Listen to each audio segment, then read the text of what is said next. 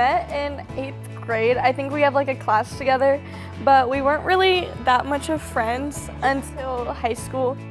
And when I found out she didn't go to church, I think the first thought on my mind was that like, oh, like I want to see this girl in heaven. I really want, I don't know, I just really felt called to bring her to church.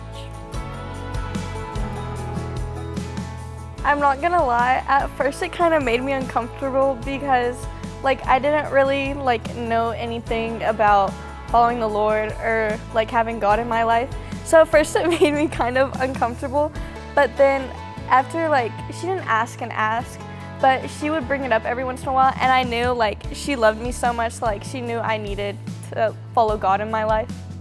It was just a regular Wednesday. I remember she had texted me and she was like, hey, could like I come to church with you? And I was like, yeah, yeah. Like why would I wouldn't say no to that, no. So I was like, yeah, I'll give you a ride. Like, when do I need to pick you up? Like, how far away do you live? And after that, I just kept going and going, and then I started to meet new people at the church.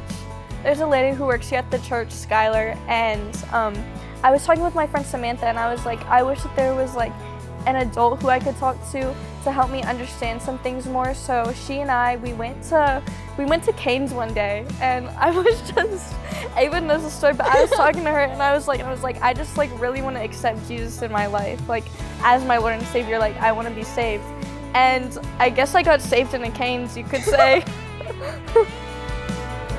To be honest, whenever I see people now who don't follow Christ, it kind of reminds me a lot of myself, because like I used to be just like them. But now whenever I see someone and they don't follow Christ, I always try to invite them to church.